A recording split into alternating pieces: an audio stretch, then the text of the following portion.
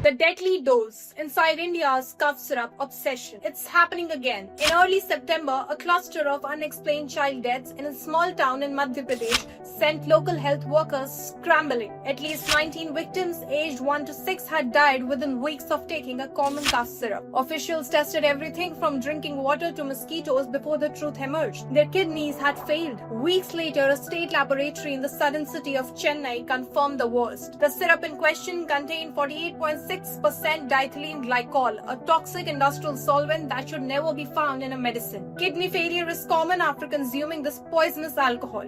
The horror wasn't confined to Madhya Pradesh. In neighboring Rajasthan state, deaths of 2 young children allegedly after consuming a locally made dextromethorphan syrup, a cough suppressant unsafe for very young children, sparked outrage and a government investigation. For India, this brought a grim sense of deja vu. Over the years, diethylene glycol in India-made cough syrups has claimed dozens of young lives. In 2023, Indian syrups tainted with diethylene glycol were linked to the deaths of 70 children in the Gambia and 18 in Uzbekistan. Between December 2019 and January 2020, at least 12 children under 5 died in Jammu in Indian-administered Kashmir, allegedly from cough syrup, with activists suggesting the number of casualties might have been higher. In the past, there's also been abuse of cough syrups containing codeine, a mild opioid that can produce euphoria in high doses and lead to dependence and is not advised for young children. Each time regulators promised reform, contaminated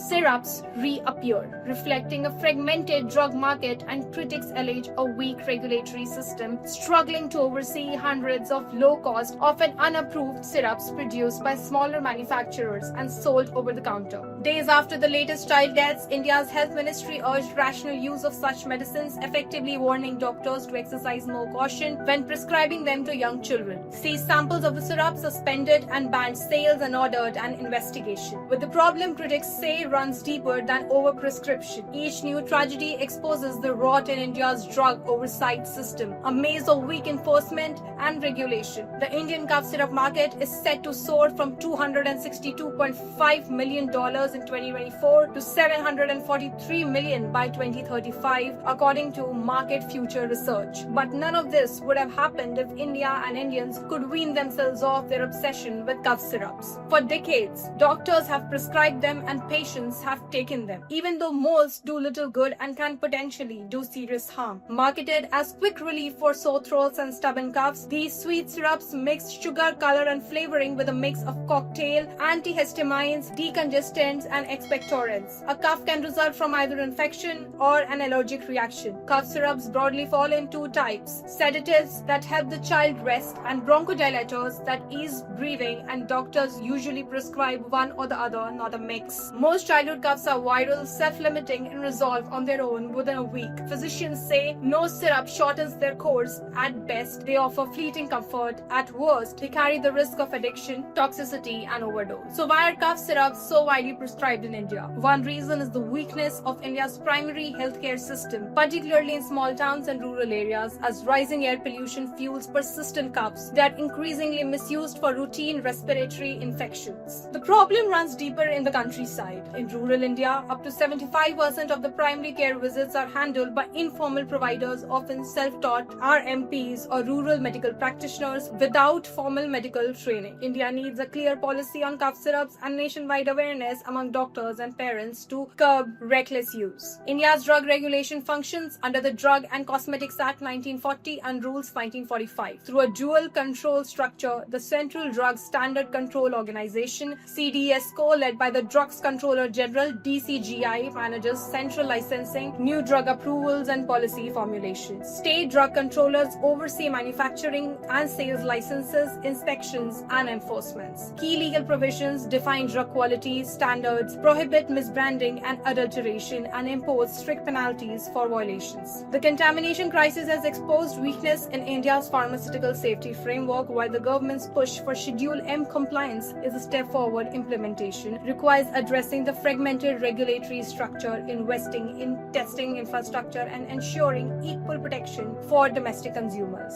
Only through reform, accountability, and commitment to quality can we prevent future tragedies and restore trust in India's pharmaceutical sector. Medicine meant to heal should never harm. This principle must guide every aspect of drug manufacturing and regulation. Thank you.